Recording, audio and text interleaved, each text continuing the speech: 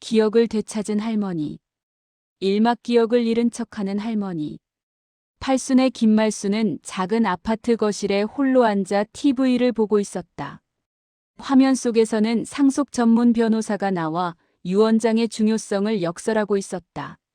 말순의 주름진 손은 리모컨을 꽉 쥐고 있었고 그녀의 눈빛은 놀랍도록 또렷했다.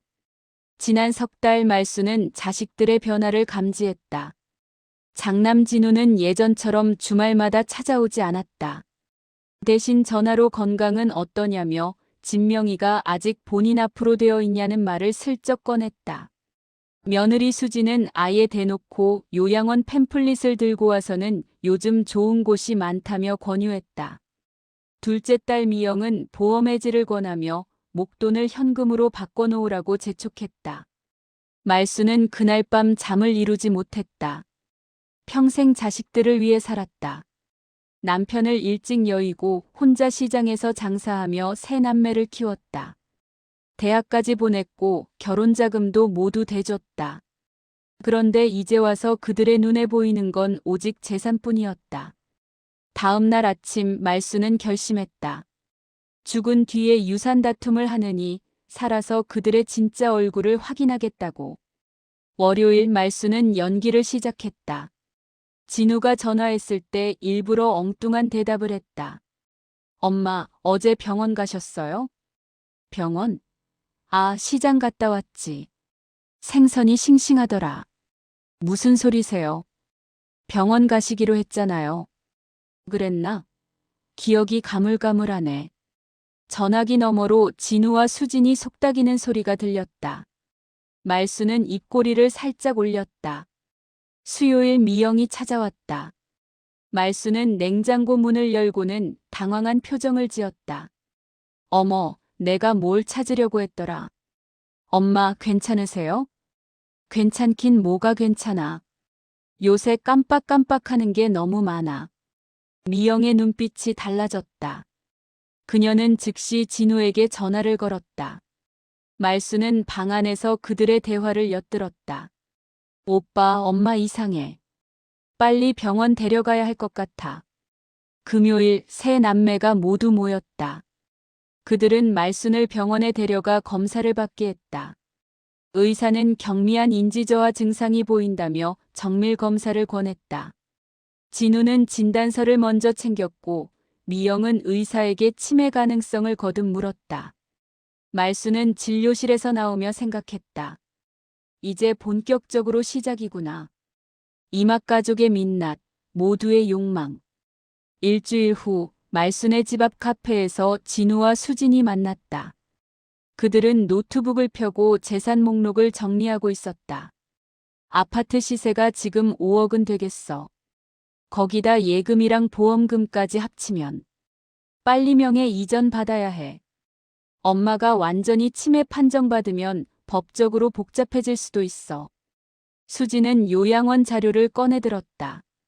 이 요양원은 한 달에 300이면 되는데 정부 지원도 받을 수 있대. 엄마 모시기도 힘들고 우리도 편하고.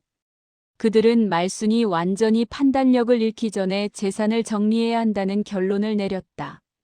한편 미영은 사채업자에게 쫓기고 있었다. 남편 몰래 투자했다가 3천만 원을 날렸고 이자는 눈덩이처럼 불어나고 있었다. 그녀는 말순의 보험금 해지를 서두르며 동생 민수에게 전화했다. 민수야, 엄마 상태 봤지? 우리 빨리 결정해야 해. 막내 민수는 한술 더 떴다. 그는 말순 명의의 신용카드를 슬쩍 복사해뒀고 치매 판정이 나면 본격적으로 쓸 계획을 세우고 있었다. 그러던 어느 날 요양보호사 윤정희가 말순의 집을 방문했다. 복지관에서 파견된 정희는 50대 초반의 단정한 여성이었다. 그녀는 말순에게 진심 어린 미소를 보이며 인사했다. 할머니, 오늘부터 제가 도와드리러 왔어요. 정희는 다른 자식들과 달랐다. 그녀는 말순의 이야기를 경청했고 식사를 정성껏 챙겼으며 산책을 함께 나갔다. 말순은 처음에 경계했지만 시간이 지나며 정희의 진심을 느낄 수 있었다. 어느 날 저녁 정희는 말순의 손을 잡으며 물었다. 할머니 외로우시죠? 말순의 눈가에 눈물이 맺혔다. 그 한마디에 그녀의 마음이 무너졌다. 정희 씨, 늙으니까 자식들이 짐처럼 느껴지나 봐. 그런 말씀 마세요. 할머니는 소중한 분이세요. 하지만 이런 광경을 본 진우는 불편했다. 그는 미영과 민수를 불러 긴급 회의를 열었다. 저 요양보호사 수상해. 엄마한테 너무 잘해주는 거 아냐? 설마 재산 노리는 거 아니겠지? 우리가 경계해야 해. 혹시 유언장 같은 거 바꾸게 하면 큰일이야. 그들은 정의를 감시하기 시작했고 말순 앞에서 노골적으로 정의를 견제했다. 산막 침의 연기의 흔들림, 그리고 진짜 위험. 두 달이 흘렀다. 말순의 연기는 완벽했다. 그녀는 같은 질문을 반복하고 손자 이름을 헷갈려하고 가끔 밤낮을 바꿔 이야기했다. 자식들은 완전히 속아 넘어갔다. 어느 금요일 오후 진우는 공증인을 데려왔다. 말순은 거실 소파에 앉아 있었고 진우는 서류 뭉치를 펼쳐놓았다. 엄마, 이거 중요한 서류예요. 여기 지장만 찍으시면 돼요. 이게 뭔데? 아파트 명의 이전 서류요. 나중에 엄마한테 문제 생기면 안 되니까 미리 정리하는 거예요. 말순은 순간 당황했다. 이건 계획에 없던 일이었다. 진우는 생각보다 빨리 움직였고 공증인까지 대동했다. 그녀가 거부하면 의심받을 수 있었다. 그때 현관문이 열리며 정희가 들어왔다. 할머니, 오늘 병원 가시기로 했잖아요. 진우가 날카롭게 쳐다봤다. 지금 중요한 일 하는 중인데요. 죄송하지만 예약 시간을 놓치면 안 돼요. 할머니 약 처방받으셔야 해요. 정희는 단호했다. 그녀는 말순의 팔을 부축하며 일으켜 세웠다. 진우는 어쩔 수 없이 물러섰고 공증인도 다음을 기약하며 나갔다. 차 안에서 정희는 조용히 말했다. 할머니, 이제 연기 그만하면 안 돼요? 너무 위험해요. 말순은 깜짝 놀라 정희를 쳐다봤다.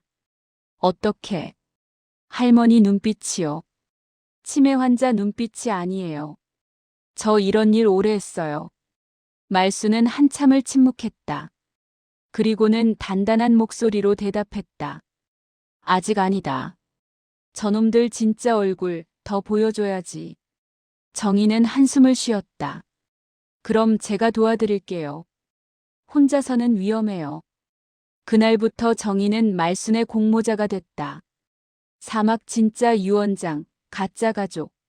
정희의 도움으로 말순은 변호사를 만났다.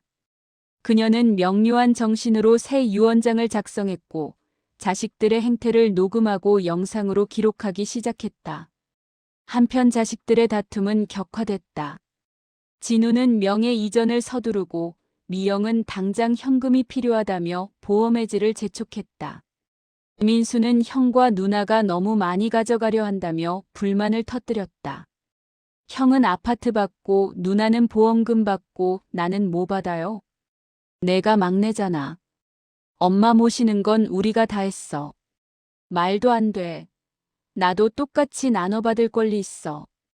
그들은 말순의 집 거실에서 소리를 질러댔다. 말순은 방 안에 숨어 그 광경을 지켜봤다. 가슴이 미어졌지만 눈물은 흘리지 않았다.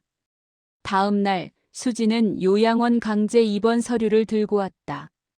그녀는 말순의 사인을 받기 위해 펜을 내밀었다. 어머니, 요양원 가시면 훨씬 편하실 거예요. 전문가들이 케어해주고. 말순은 떨리는 손으로 펜을 들었다가 떨어뜨렸다. 수지는 짜증을 내며 말순의 손을 잡고 억지로 서명하게 하려 했다.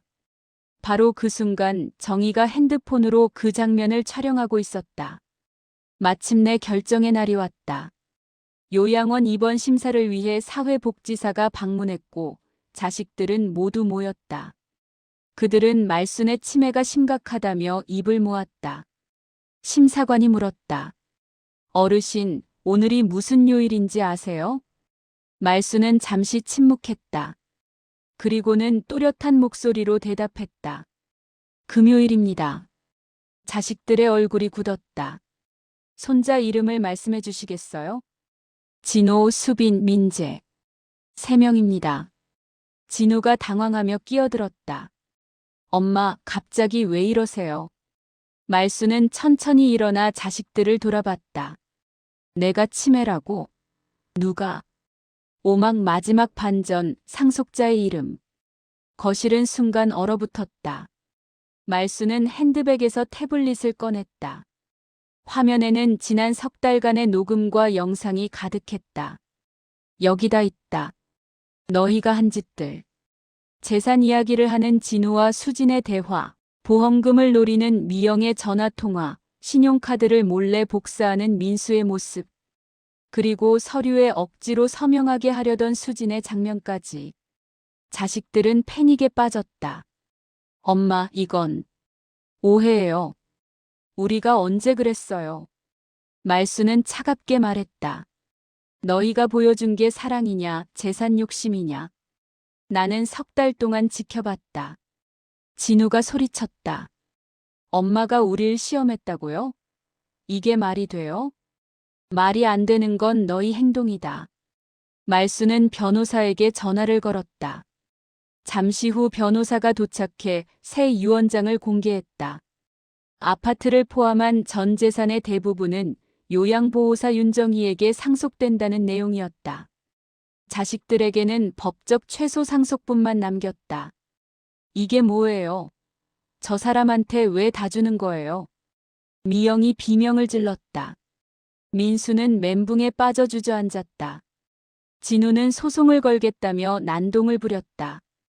변호사가 침착하게 설명했다. 어르신은 정상적인 판단 능력을 가지고 계십니다. 모든 증거가 있고 이 유언장은 법적으로 완벽합니다. 자식들은 서로를 탓하며 싸우기 시작했다. 누구 때문에 이렇게 됐느냐며 손가락질했다. 그 모습을 지켜보던 말수는 고개를 저었다. 정희는 눈물을 흘리며 말순에게 다가갔다. 할머니, 저는 이런 거 바란 게 아니에요. 나는 안다. 내가 유일하게 나를 사람으로 대해줬다는 걸. 말수는 정희의 손을 잡았다. 돈이 중요한 게 아니야. 마지막 순간까지 누가 곁에 있어주느냐가 중요하지. 자식들은 하나둘 집을 나갔다. 변명도 사과도 없이. 혼자 남은 거실에서 말수는 창밖을 바라봤다. 석양이 지고 있었다. 정희가 차를 끓여왔다. 할머니, 마음 편하세요? 아니, 마음이 아프지. 하지만 후회는 없다. 말수는 찻잔을 들며 조용히 말했다. 나는 늙고 약해도 어떤 가족이 진짜인지 구별할 줄 아는 사람이다. 정희는 눈물로 고개를 숙였다. 말수는 비로소 편안한 미소를 지었다. 그 미소에는 슬픔도 있었고 안도도 있었고 작은 승리의 기쁨도 담겨 있었다. 창밖으로 해가 완전히 졌다.